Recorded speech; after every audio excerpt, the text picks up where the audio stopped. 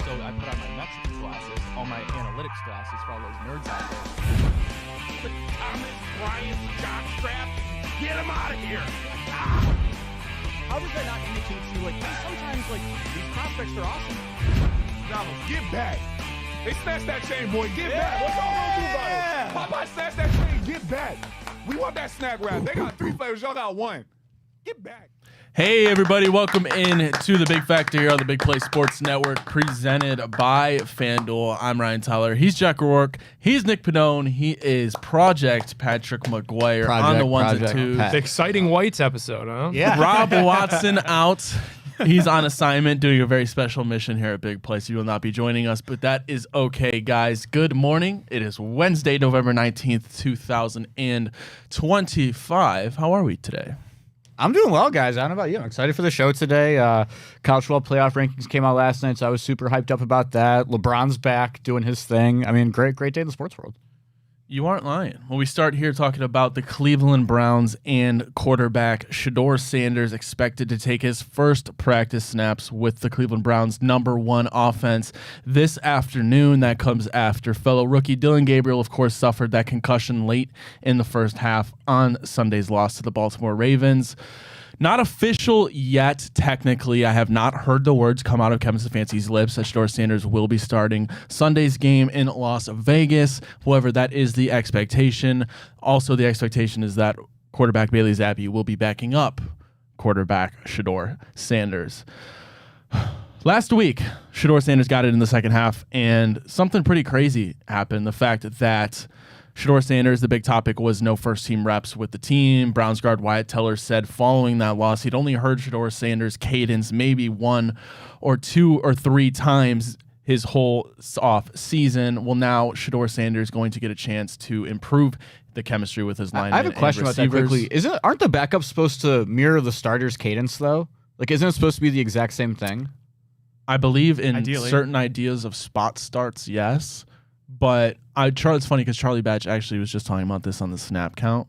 Sometimes he did have to mimic Ben's snap count, which was very different from Charlie's. I think Charlie said if he knew in advance he would be playing, then he'd have the opportunity to go ahead with his own snap count. But I think in situations like... So wouldn't theoretically stop this? I'm so sick of this, bro. With the snaps and stuff. With the snaps and stuff. Now we've got Ben DiNucci talking about the starters get all the snaps, the backups don't get reps with the ones. Listen, that is traditionally how it works. Yes. However, Kevin Stefanski set a precedent. When Joe Flacco was the starting quarterback, Dylan Gabriel was getting starting reps with the ones. They did this. They opened up Pandora's box. So all these Sheduer people freaking out about snaps and opportunity and practice and all this stuff, it's because there was a precedent, and it's because Kevin Stefanski admitted publicly that there was a precedent. So they opened up Pandora's box for criticism. I don't know how it's Wednesday. The game was Sunday, and we're still doing first team reps like conversation. This is so clear cut and dry. Traditionally, yes, backup quarterbacks don't get reps with the ones. You guys got to dumb yourselves down. This is Cleveland, Ohio. This is Cleveland Browns football. We don't do things traditionally here. We do things the most nonsensical, ass backwards route that you could possibly imagine. So I got Ben DiNucci, Luke McCown, all of these guys losing their ever-living gourds because that's not how football worked when they were a backup quarterback. Guess what? This is Kevin Stefanski. This isn't a normal NFL head coach. This isn't a normal NFL environment. They set this up this way. That's why the conversation is still happening. We have to drop it. We have to move forward. I can't believe that this is still a talking point on Wednesday. Well, to your point, Nick, I suppose none of that matters. I literally can't fathom who is the next backup quarterback that's going to come out and speak out on this. The other thing, too, is like Josina Anderson. Did you see all the tweets that she was going in? I don't want to talk about Josina. Yeah, Josina is always doing that type of stuff. But like, no comment. At a certain point, like, just let it go. Like, it didn't happen the way you wanted it to happen. Just let it go. Hashtag ad, hashtag sponsor. Unintentionally put out The most funny tweet of all time. If Sanders does I've start got my Sunday, eyes on Josh Rosen, by the way. which is the expectation Shedeur Sanders starts Sunday. He'll become the 42nd. I have to read this stat, guys. I know nobody wants to hear this. 42nd different starting quarterback of the Cleveland Browns since coming back in The 1999. other 41 of them are tweeting about reps at practice. The 12th time since Or podcasting with Josh 1999 Gordon. and the third consecutive year for our Cleveland Browns that they've started at least 3 different quarterbacks in the season. Well, let's talk about the actual start of Shedeur Sanders. Nick, I'll start with you. What does Sheduer need to do? Is there anything he can do, barring a 400-yard, 4-touchdown, mind-blowing performance that would keep Kevin Stefanski from renaming Dillon Gabriel the starter once he clears concussion protocol? Yeah, my expectations, I'm excited to see, this is the most excited I've been for a Browns game. I'm excited to see Sheduer. I'm excited for this, and I think Browns fans should be excited. You shouldn't be shameful. You could go into a game with a little bit of just excitement for the unknown because you don't know what's going to happen. There's a world where he gets sacked 10 times and he looks absolutely unplayable, and then, you're probably hoping Dillon Gabriel gets back into the game. Then there's also a world where he actually is able to be the accurate quarterback with a big arm that could push the football down the field. I don't think we're going to know the answer to that until the game starts, and I honestly think it's going to be in sports and in life, the truth usually lies somewhere in the middle, right? So of the Sheduer Sanders discourse, you have these absolute morons that think he's like Tom Brady and that think that he's going to get in there and he's never going to give up the reins and that he's just going to be really good and we found our solution for the next 20 years. But then on the other hand, you have people that absolutely hate this kid because of the last name, and they are going to look for the first time that he's sacked, the first ball that's incomplete. People are going to take their victory laps. The truth is going to be somewhere in the middle. It's going to be a rookie 5th-round quarterback making his NFL debut. He's got raw talent. My expectation is for every 2 good plays, he's going to have a bad play. For every 2 really crazy tight window throws that he has, he's going to take a bad sack. That's just what he is right now. He's a bit of a project. I do think this is a winnable game. I think this is a game where he could throw for 200 passing yards. I think this is a game where he could throw maybe a touchdown or 2 and really have a feel-good feeling in his heart going out of it. I really think the bar is Dillon Gabriel. Dillon Gabriel's been awful. So if you could at least be Dillon Gabriel, that's at least passable, evidently, for this regime. How could it not be though, too? Because Dillon Gabriel broke 100 yards in maybe half of his games, basically. He was 7 of 10 in the first half, and that was 68 yards, 67 yards, whatever it was. But you got 20 of it on one play. Yeah, it's awful, guys. It's just terrible. If Shedeur Sanders goes out and plays Vegas Sunday, regardless of the stat line, it could be fantastic, it could be poor, but the Browns go ahead and in Browns fashion, should they get a W, it's because of the defense. Usually a defensive touchdown, another 5-sack, whatever it is, performance for Myles Garrett. Let's say they do go ahead and win that game. If Kevin Stefanski elects to go, regardless if it's a bad stat line for Shedeur Sanders, if Kevin Stefanski then elects to go back to Dillon Gabriel once he clears concussion protocol, Sheduer fans are going to burn down the world, right, Jack? Yeah, there will be outrage. Yeah, I think so for sure. But I honestly think if he does literally anything positive and they win the football game, if he is just okay, if he's a main contributing driving factor on more than 2 touchdown drives, I know that sounds so crazy because, but Dillon Gabriel's never done that. Even the Dolphins game, what did we say? Was he out there for one of the 3 touchdowns? One of the 4. Right? Yeah. One of the 4 touchdowns. If he is on the field, if his feet are on the ground, and he puts his hands in the air on 2 touchdown drives and they win the game, you start him again. Yeah, I really think here's the other piece of this though, right?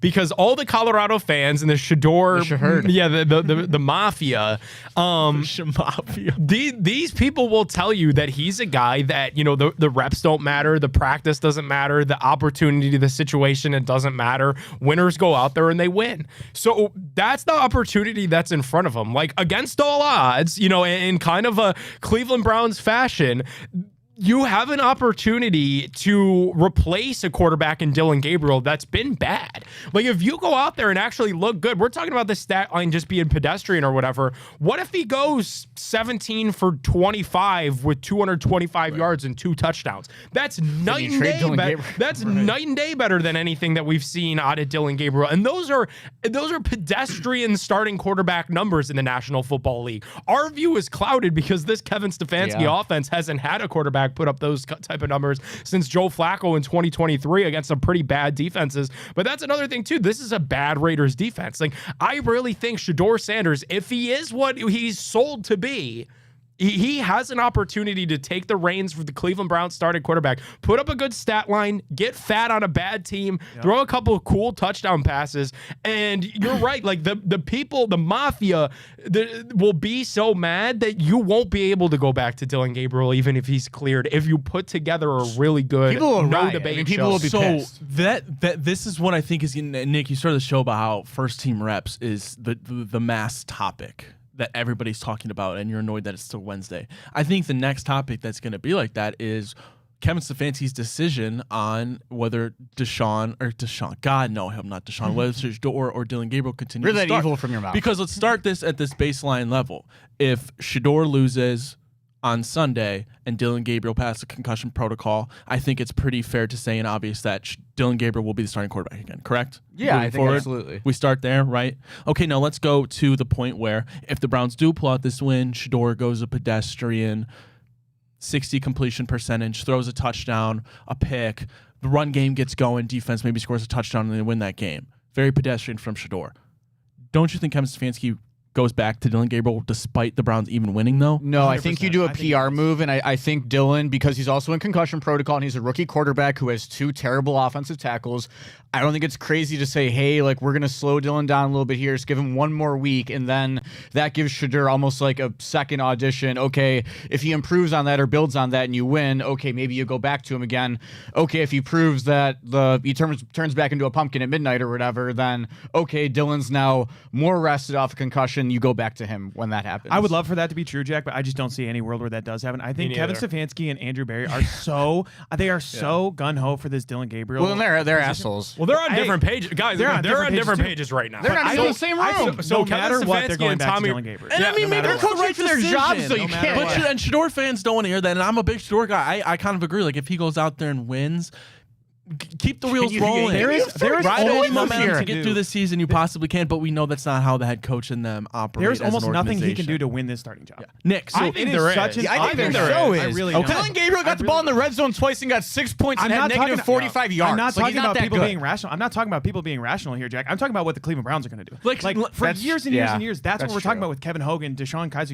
You saw all these guys. It doesn't matter who's playing well. They're going to go with the guy that they want to. Here's because the as here- you're saying all the time, Nick, they think Don't they're they want smarter than people to go to the everybody all game, time. They're desperate though. Yeah, I think well- now like they're it's getting late early. We're after this game Absolutely. you're gonna be at Thanksgiving Day weekend, and then after that unreal. you know what it is. You got a month and you're playing out the string, and then the end of the season is there, and they're gonna have a decision to make on that Monday after the season. So I do think that if he plays well, even though prior to the season, now we've got reports coming out, Kevin Stefanski was privately telling offensive coaches that this was a redshirt year for Sheduer Sanders. But if he plays well, I think just the inherent pressure of the situation that they're in, you can't go back to Dylan Gabriel, especially coming back to Cleveland. The kid was booed in his second career home start. The team had the lead. Yeah. The team had the lead. If Sheduer plays a C+ game and you're going into that 49ers game and it's going to be cold as shit in Cleveland, Ohio, and you're either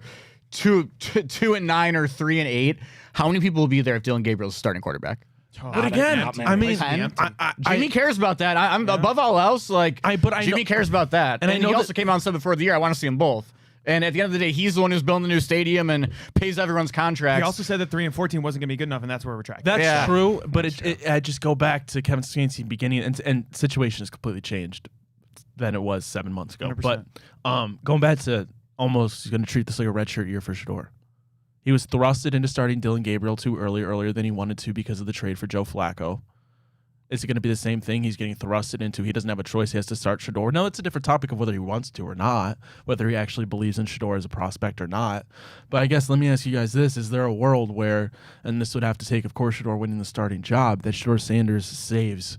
It's Kevin Stefanski and Andrew Berry, but more so I'd say Kevin Stefanski Is there a world where he could save his job? You know what's fascinating to me about that, and it's a great question. What's fascinating to me about that is now we're starting to hear reports. Like Stephen A. went on First Take yesterday and explained that he has this long-withstanding relationship with the Stefanski family because of Ed Stefanski, who's Kevin's dad, who was a longtime executive. This is Stephen A. who has a relationship? With the Pistons. When Ed Stefanski was an exec and a GM with the Pistons for all those years, I guess Ed and Stephen A. had a really close business working relationship when Stephen A. was covering the league all those years ago. So it goes on to say that Kevin Stefanski and Tommy Rees don't want to see Sheduer Sanders. They believe that there's flaws in his game that don't make him an NFL quarterback, and Andrew Berry and the ownership group do want to see Sheduer Sanders. They think higher of Sheduer Sanders than the coaching staff does. So I think the division has already been made. And I think you saw that when the Joe Flacco trade went down and Kevin Stefanski took the podium, he admitted to the media that he was surprised by the trade for Joe Flacco. So it certainly seems as if there's already a divide between what Stefanski and Rees want to do and what Andrew Berry and ownership want to do. So I do think if Sheduer saves anybody's job, it is probably Andrew Berry, because I think Haslam would look at the entire situation and be like, well, this was the guy that was imploring this kid to get on the field. This was the guy that cut the fat from the roster when he traded Joe Flacco away to the Bengals. And here I've got a scaredy cat head coach with his tail between his legs that wanted to keep starting the supercomputer quarterback when this kid we were holding back. We're winning games. You know, Kevin Stefanski kind of played himself into a little bit of a trick box here, because if Sheduer plays well, it benefits Berry. If Sheduer plays poorly, it reflects poorly on everybody, because then it comes into, well, if he plays poorly, then the conversation's immediately going to shift to, well, he only had 3 practices with the starters. He really only had Wednesday, Thursday, and then a walkthrough on Friday where they don't even really tackle or wear pads. You know, that is quickly how the dialogue is going to shift. So I think Andrew Berry strategically kind of drew his line in the sand that there are now Berry decisions and there are now Kevin decisions, and Berry has total control over the roster is the way that I'm reading the situation. I think there could definitely be merit to that theory too. Just like, because the more and more you talk about it, and I like just kind of think about it and try and comprehend it, like it really could have been like a Carlos Pena and Moneyball, like you can't play Pena in the Lions tonight, he got traded. Like it might be the fact that Kevin was not ready to move on from Flacco as a starting quarterback at all, and he had the full intention of going Joe for 10 or 12 games, no matter how bad it looked, Dylan for whatever, give Sheduer the Joe Milton game at the end of the year, or the Matt Flynn game. Yeah, because process over results, that's their thing, that's their tagline. But I'm sure somebody in that building knows, and evidently it might be Andrew Berry.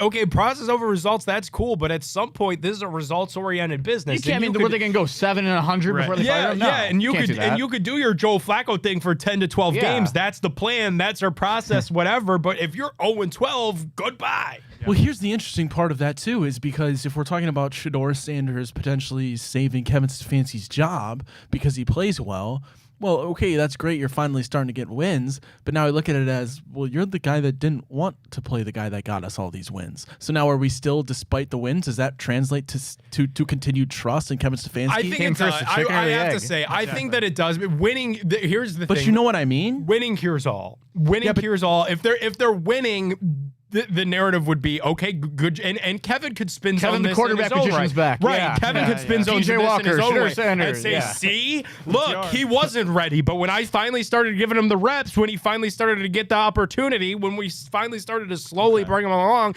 look how good he looks. Yeah, you can pull a Nico Harrison. See, we had the plan all along. We're going to get the first pick. Yeah, so I definitely think there is a world where winning cures everything. Mm-hmm. If they continue to lose, these conversations about job security and all this stuff are going to be a conversation until January. But if they find a way to win, whether it's Sheduer, whether Dylan Gabriel comes back a different quarterback, maybe who knows? Maybe they can remember when Squidward got hit with the door and he made it. Maybe that's what Dylan Gabriel just like first place, just like a nuke down the sidelines.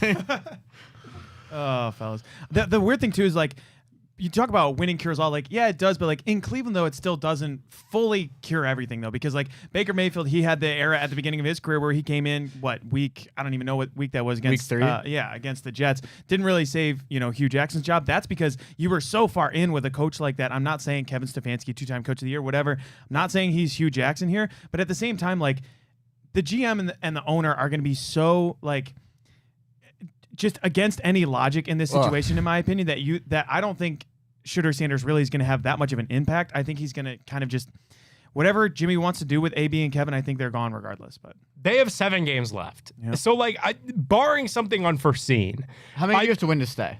If you're Kevin? I don't think there's a number. Barring something unforeseen, I think the root of the issue still stand that like you need a quarterback, you need a new offensive line, you need receivers. Unless Sheduer gets in there and he lights the world on fire and he's the story of the league over these next 7 games, the same way Joe Flacco was the story of the league in his 7 starts back in 2023.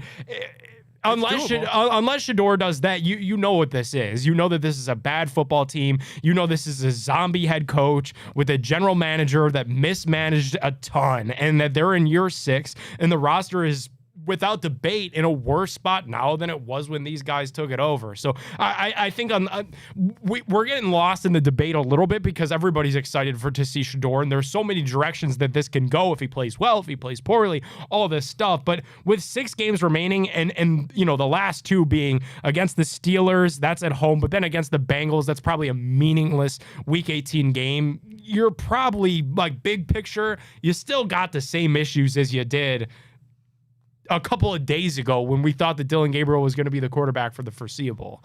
One thing I want to add to here, too, guys, is if you look on the FanDuel Sportsbook, the alt passing line for Sheduer Sanders right now is at 175 plus is plus 134. Like, that's what we're looking at for the Cleveland Browns. We're talking about 200 yards and 2 touchdowns would be a phenomenal day. But that's how No, it's opportunity to been. make I know some that's money. how it's There's been. opportunity to Yeah, make some I mean, money. I know And that's how that's off. been, but Yeah. plus money like that, I would honestly pretty much entertain it. But I mean, if don't know, there's one that's team in the league who's going to let Sheduer go off, it's the fucking Raiders. It'll be a right? home game. It'll be a home game. The last real starting quarterback the Browns have had that you actually expected to hit that was probably Baker Mayfield. Like since then, it's been let's get 200 yards, and if it's more, wow. Truthfully, is what it is. But last point about this whole Kevin Stefanski thing, we're talking about Sheduer Sanders saving potentially Kevin Stefanski's job in a scenario he plays well. Well, there is certainly a group of people, and I'm not sure if it's the majority or what, but that will say, regardless of how Sheduer Sanders looks with Kevin Stefanski, hey, let's go look at the last 2 years. Let's go look at the way that the Browns have lost games these last 2 years. Constant choke jobs, constant throwaways. What does it matter that these last 7 weeks we find a little bit of a bright spot? It's all gone to hell the last 3 years. What does it matter? Do you know how? I mean, just think about They're ready to clean their hands of it, man. They don't want any more. Ryan, Winning think cures about, everything. think about the Winning amount cures of everything, Kool-Aid they pumped down our throats this offseason off a 3-14 season. Yep. If they go 4-3 or 3-4, and Sheduer looks okay, and there's a couple of cool pictures of him with his wrist up, they're gonna shove it down our throats the whole entire offseason that we're gonna go 10-7. Yeah. Pretty much, though, I think they will. The PR job for It's like North Korea. It is not far off what they do. If They do a great job. Sheduer Berea and North Korea. couple games It of rhymes. Sheduer State Kool-Aid TV that brought to you they're by going to push 92.3. out. Yes, it's going, State TV. It's going to hit like crack. I mean, look at the schedule though. Like like the Raiders it's winnable with the games. defense. Winnable games. Raiders is a winnable game. I really don't think the Niners is winnable, even if Sheduer. I Like will Mac say- Jones could turn into a pumpkin. Yeah, any I will second. say though It's that possible. Niners defense without Nick Bosa, they just got diced up by Jacoby Brissett for 450 yards. Like, granted, they were behind early and they were throwing the whole game, but that pass rush is really not that bad. So if Sheduer has time back there, that Niners game, I'm not saying we win it, but it could be a decent offense. Titans at home. Yeah. That's It's one there. that you got to It's feel. there. You that- have to win that game. Unless the defense Against just Cam, you goes have to. away, You have to yeah, win that and then in Chicago that's going to be tough. But hey, that That's a defense loss. sucks. In Chicago, don't care. You're Shootout. on the road. Sheduer in a shootout? Don't Come care. on. No, I don't care. You're losing to the Bears on the road, And then also the you're losing Bills. to the 49ers at home. You're losing to the For sure. Buffalo Bills. The only win. Bills the love dropping one Steelers- late in the year to a team the they shouldn't. Steelers, you're at home. Fluke shit happens if Sheduer starts. Sure, I mean that's possible. Like, who And then knows the if it's Bengals, Mason the last game I of mean, the that's year, gonna could be- be it might be Zappy Jeff hour. Driscoll. Myles Garrett might throw his helmet at Mason Rudolph part 2. Like, That'd be anything's awesome. The possible. big thing is, like, he competed against the Ravens. That was a good defense. Like, I understand they didn't have a good start to the season, but he really did compete coming in there with no snaps. I was encouraged. Honestly, the stat line doesn't really do it for me, but like, He had a chance I to was win the game actually at the end. exactly. The- I was the encouraged. game- Gage the comes game- down with that ball, man. The games to watch are the Vegas game, the Tennessee game, Yeah. The that Steeler game, and then I And guess then the Brandon Allen Bengals game. Yeah. Yeah, Brandon a Allen useless versus week Deshaun 18. Watson.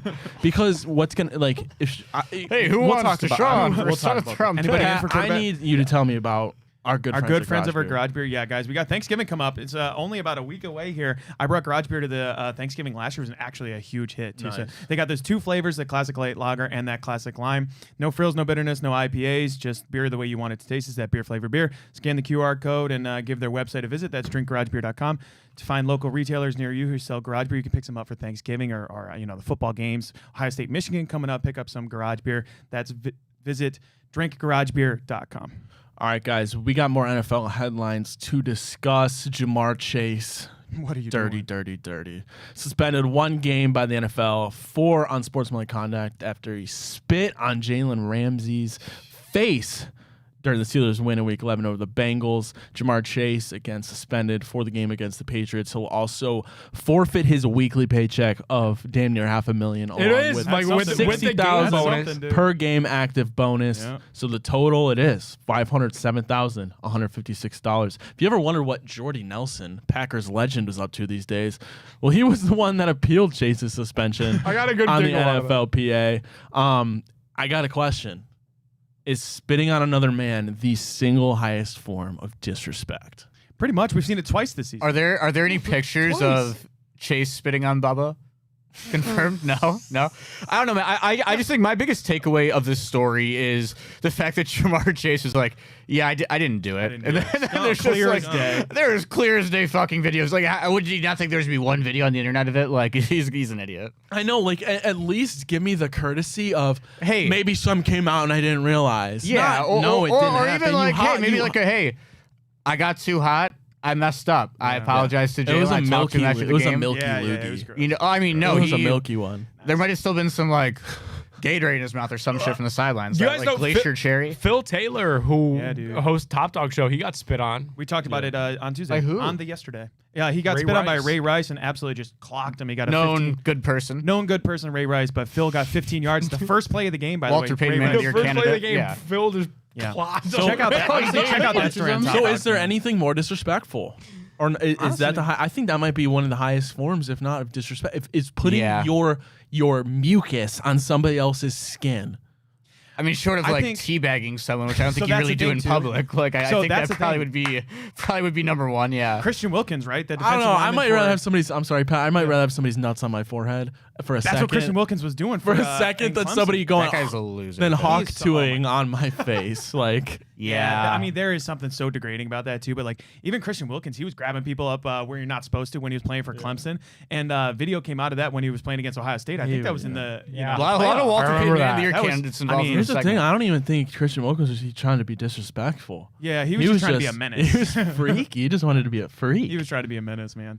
I don't think there really is anything more than that too, because the other thing is, Jalen Carter and Dak Prescott, the first game of the year, like everyone's watching that thing. It was the first play of the game, damn near. Ray Rice It and was Phil Taylor before. was I the think it first. was before first snap. It was after the kickoff. Yeah. So I mean, I just don't understand. Do you think you're gonna get away with that? Because like that's one of those things where you hear sometimes like people probably get away with it more than you think. I don't think they do on this one. I think when someone spits on you, it's gonna be going down the next second. You know what I mean? Like, you're not I think getting it away with something depends like that. though. I feel like there's sometimes maybe you're, and again, this is not off personal experience, obviously. But like, I would assume there are times when you're in a scrum and like that you can't really see anything where it happens and you can't even identify who it is. But I think in general, you're probably right that like at least these major cases, like one-on-one isolated mano y mano, you definitely can It's figure like it out. I mean, it's no spitting in like somebody's face in like sports. Crazy. That's like a It's pretty war. gross. It's like a war crime. Like Yeah, there's, man, there's, basically, yeah. there's like just unwritten rules. It kept like, Roberto Alomar out of the Hall of Fame for Yeah, a long, long truly. time because he spit on an umpire. That was You crazy. should get to spit Good pull, back. Jack. That's the thing. Yeah, Why didn't Jalen Ramsey just spit No, back? he got booted Yeah, out he of the got game tossed. too. Yeah, he did. Yeah, he went after him, man. Shit. This reminds me of like when I'd watch videos of like Ndamukong Suh just crushing some dude's ankles. Yeah. Do you remember when Some like of the dirtiest Vontaze players of all Burfict time. just like Yeah, on the dude. weekly would just do like the most heinous thing you've seen in your whole entire life? Yeah, man. Well, this doesn't have to do with spitting, but this is pretty shit too. Justin Fields benched. Aaron Glenn announces that he's benching Fields in favor for Tyrod Taylor. Oh. Justin Fields passed for only 116 yards in their 27-24 loss to the Patriots last primetime Sounds like a Thursday. dream. They beat Jets us. passing attack ranked 32nd in yards per game. Fields produced just 505 yards in his past 5 starts. Bad news for New York. Fields under contract through 2026 after he signed that 2-year, $40 million contract in March. Justin Fields just never really panned out in the NFL. I want to just make fun of them and laugh at them and how beat funny us. this is, but they just beat our asses 2 weeks ago. So I got nothing for you, to be honest. That's one of those ones too. When Justin Fields signed that contract 2 for $40 with the Jets, we were coming off those games where people were like, "Well, Russell Wilson didn't do it for the Steelers. Maybe Justin Fields kind of did it for the Steelers." He was a Chris Boswell merchant. You know what I mean? Like he was. Yeah. Chris Boswell was hitting 59 yarders on the weekly. He had 6 in their opening So game. nails. Yeah, he's so nails. Like Get 3 points up. But Boswell's Justin toe. Fields was living off of that Steelers Tomlin kind of aura thing where, you know, you were playing well. He had that game in the rain for the Bears a couple of years ago where he went sliding down after they won and everything like that. But the overall quarterback play for Justin Fields has never been good enough. Even going back to Ohio State where he was, you know, a Heisman candidate, that type of thing, he really wasn't. There was so much talent around him. I just never thought that he was a good, true quarterback. He can run the football in college, but as a drop back passer, he's never been that in the NFL. Let's take a look back at that 2021 NFL quarterback draft class. One of the worst we've quite literally ever seen, at least as of now. Number 1, Trevor Lawrence. Okay. 1 playoff win, whatever. Zach Wilson, absolute bust. Trey Lance, well, I still kind of believe in. I love the talent. Injuries are a thing, but right now, bust.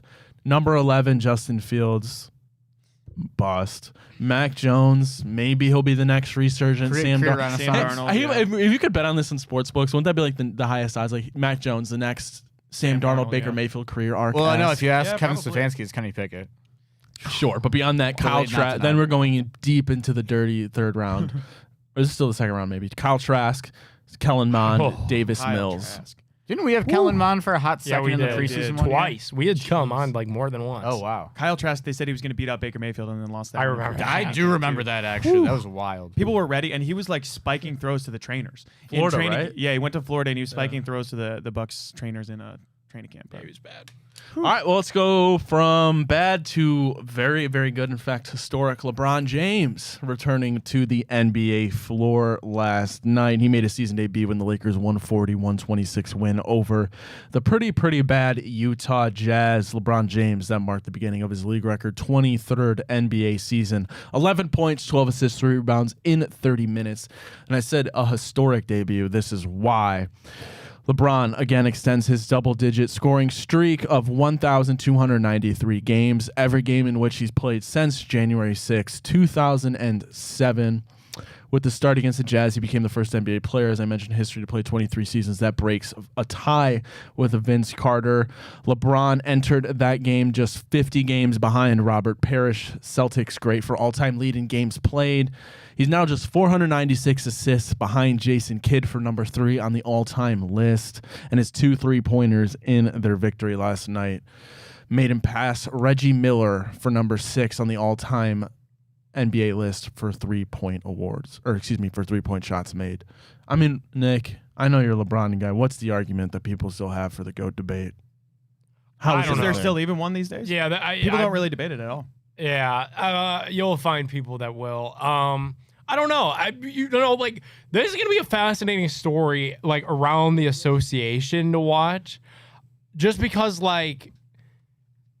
Is that the version of LeBron that we saw last night that's going to be on the Lakers for the rest of the year? Like a guy that's just not going to score a whole lot, like maybe give you 10 He didn't points, even 10 want assists, to. and He that's didn't even it? want to score last. He won. I'm telling you, he just wanted to get the 10 points, and he didn't look interested in shooting the basketball. And like 12 maybe, assists. and maybe that's the winning formula for the Lakers is to let stuff run through Luka. So I'm curious to see if that works, or in like 2 or 3 weeks, if somebody goes down with an injury, if then we've got to just revert to LeBron ball where he kind of dominates everything and it runs through him, it runs through Luka, and that's kind of the extent of it. I am very curious to see like how this looks the rest of the way, because the Lakers obviously like they did not have a bad start to this season by any stretch without LeBron, so getting him back should be a boost. But I know whenever you have a hot start to the season, you play the mental gymnastics of, well, you don't want to mess with what's working right now. So I'm curious to see how this looks the rest of the way. I really am. It's, watching what he was able to do with DeAndre Ayton, with Hayes. Like, I don't want to get ahead of myself, but imagining that next year with the Cavaliers would be absolutely incredible. But like Nick, you mentioned, that is the formula for Lakers right now. Like, and it should be. You're 40 years old. You don't need to go through. You shouldn't have to go through LeBron. Like, of course, he's not capable of doing that. At least I don't think anymore. But like, Yeah, like Luka It'll be put up interesting. Like 37. LeBron He's put at up 40 years 26. old, who's pretty much, I just read the list, has almost literally done everything he possibly can in the NBA. Like the only cherry on top would be another ring, and is like LeBron at 40 too proud to let Luka run the show? I don't think so. He's never given me a signal to say that he would be.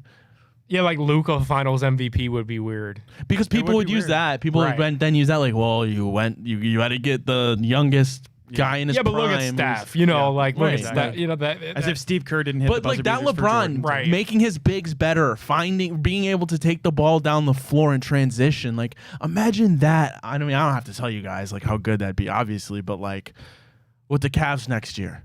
I mean, that's how you win a championship, if not this year. I really think like if they don't win it this year, like that becomes a real conversation. Unless LeBron just decides that he's done. Like maybe he surprises the pants off everybody, doesn't do a farewell tour, and just he definitely is. just quietly goes. definitely I don't know though. Like if they win a title this year, The NBA, I think, would be upset if he didn't. Yeah, I but think so, too. if they win a They lose title so much this money. So much money. if They'd they be win pissed at him. guys, but if they win a title this year, wouldn't that be the way Right. to do it? Like then would you be. then you got to try to go back to LA on a smaller deal to defend your title. Like unless maybe that you just jump shark, come home, doesn't matter. Like let Luka try to defend the title. I don't know. Things get weird. But I think it's if the Cavs don't win it this year, like, and the Lakers don't either. Where's he go to do it in LA? And they clearly don't. I don't know. Maybe. Man, I would love to see him retire here with our Cleveland Cavaliers. All right, last thing on the docket today, college football playoff. Of course, their new rankings. We'll run through it real quick. A little reaction. Ohio State, number 1, no surprise there. Indiana, number 2, no surprise there. Texas A&M remains in number 3 because they're undefeated despite I don't know if you guys talked about it, but I can't for the life of me understand. I don't care the talent differential, seriously. Like the talent differential, I don't care. It can't be that stark if you manage to get a 30-3 lead and you blow it. I mean, you have to fire the head coach the next day. Like just straight clock management, just run the ball every The single craziest- snap. He I don't care. just signed the extension that it's morning. 32. Unbelievable. Well, Mike Elko did. Sign Yeah, the Mike extension. Elko Good signed for it that him. morning. But, like, I'm imagine talking him about the losing South that game. Carolina coach, like just straight run the ball every single play. That's unacceptable. But they remain number 3. Georgia, number 4. They now get the bye because of their crushing of Texas and because Alabama lost. We'll get to there. Texas Tech, number 5. Ole Miss, number 6. Oregon, number 7. Oklahoma jumps up to number 8 after their victory in Tuscaloosa. Notre Dame, number 9. Rounding out the top 10, Alabama still managed the top 10, but they dropped 6 spots from 4. BYU comes in at number 11. Utah, number 12. But projected-wise, Miami would get that. But they need an at-large because they're not going to go ahead and win the ACC. We know that unless something very fluky happens. But we start there. Jack, the biggest probably point of topic is we start with Alabama. They go from number 4 down to number 10 after they lose to Oklahoma. But people are not happy with these rankings because does schedule strength matter? Well, in this case, it doesn't look like it does. Alabama has 4 top 25 wins on their resume. Number 4, Georgia, the biggest one, then Vanderbilt, Tennessee, and Missouri. Notre Dame ahead of them at number 9. They've only beaten number 15 USC as their top 25 victory. We know they have losses against Miami and Texas Tech. And then Oregon ahead of them. I mentioned Oregon at number 7. 0 top 25 wins compared to Alabama's 4. And they're ahead by 3 spots of Alabama. Yeah, I don't know. I mean, you're not getting an argument out of me here. I Of think course. people look too. I mean, yes, with games, but like the huge debate right now is Miami and Notre Dame. Like, how is Notre Dame in front of Miami? They had the same amount of losses. Miami won head to head. So much of everything is predicated on recency bias. It's a real thing with human beings. It's when you lose. Like, it's just like how the world works. Notre Dame came into in the first edition of the rankings. Notre Dame was in as an at-large with 2 losses. They've done nothing but dominate since then. They're not going to drop back. Alabama just lost their second game of the year, which because that's the thing is once you lose the second game, you are out of the okay, we had an off day debate. Like that then you start looking at a full body of work. You look at the Florida State loss, which is a total head scratcher now at this point in the year. You look at Notre Dame's losses, 2 teams early in the year, literally your first 2 weeks of the year. You have won out since then. A&M still number 3. Miami's right there behind you. Like that's just the way it works. Miami's losses came later in the year against 2 unranked teams. That's just like the way it flips. Notre Dame wasn't ahead of any other one-loss teams last year that had a loss that was not as bad as NIU. Like this is how they do it every single year. There are some interesting topics when you look at this. BYU, despite 1 loss, they have should be to beat skunked. Texas Tech in the Big 12 championship to probably get in, if I'm not mistaken. Utah, despite being ranked number 12, is maybe looking on the outside in because of Tulane. If they go ahead, because USF lost, if they go ahead and win that conference, they'll probably be a top 5 conference champion in the committee's eyes. So they would get in. And their coach just said that some weeks they play like a bottom 25 team in the country. And now at 24th ranked, they have a chance to get in. Duke kind of crapped the bed. Yeah, I know they did. They And I believe to the if factor. Georgia Tech goes ahead, beats Pitt this week, and then they win the ACC championship, they'll be in. Yeah, I would like to see Haynes King. I'm very curious to see how they play Georgia, because Georgia is right now, like, if I was just like blank slating everything, ranking the teams not off a top 25, just who I think could win a national title, I have Georgia right behind Ohio State. So like, I'm very curious where in a world where you could see Georgia go out, now their defense is starting to look better. They're like Notre Dame in a way, or actually their offense has struggled a little bit too, but like where the offense is like pushing, creeping up, and the defense has just improved so much over the last couple of weeks. I think if Georgia smokes Georgia Tech wins the ACC title game, I'm going to be very, I mean, Georgia Tech will get in, but like I want to see if they're at 12. Like I'm very curious where they end up ranking that team, and really the ACC in general. Like the ACC is dog shit this year, and we're going to be out without Texas. Maybe they find a way in on some SEC type. If they go 9-3 Crazy. and beat A&M, they're going to get in over Vanderbilt. I'll tell you that right now. I think.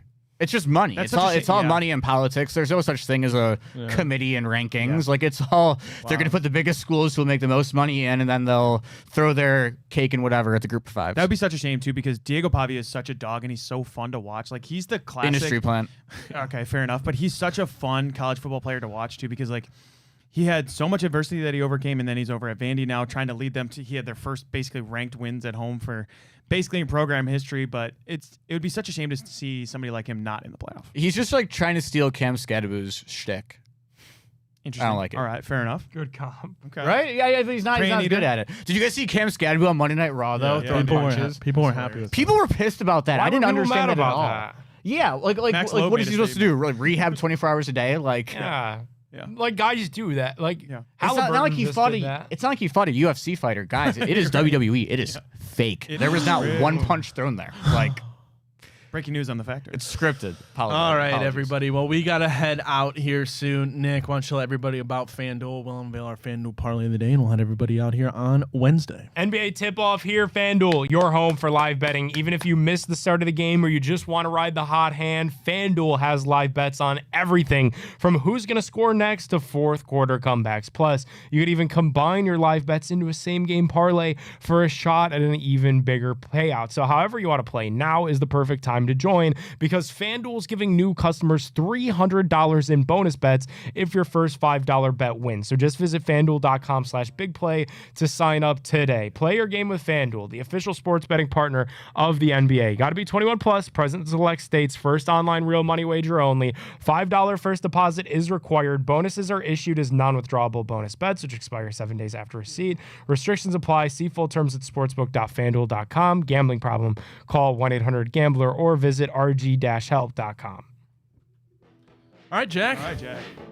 Is it go time? It's go time, fella. All right, let's do it. We are starting off with a little bit of Cleveland Cavaliers basketball tonight. We're taking the Teflon Don Spida. Donovan Mitchell to score 30 points. We're taking as well. Evan Mobley over 17.5 points. Little 2 Cavs legs for you guys tonight. Hey, last night we had a little cover bet with Michigan State covering against Kentucky. We're going over to football, though. We're taking Kent State at home. Dick Stadium, right, Nick? Dick Stadium, baby. And we're going to cover against the Chippewas plus 9.5. We're going to keep this one tight. And then last but not least, we're heading back to the hardwood. You know we love our mid-major basketball.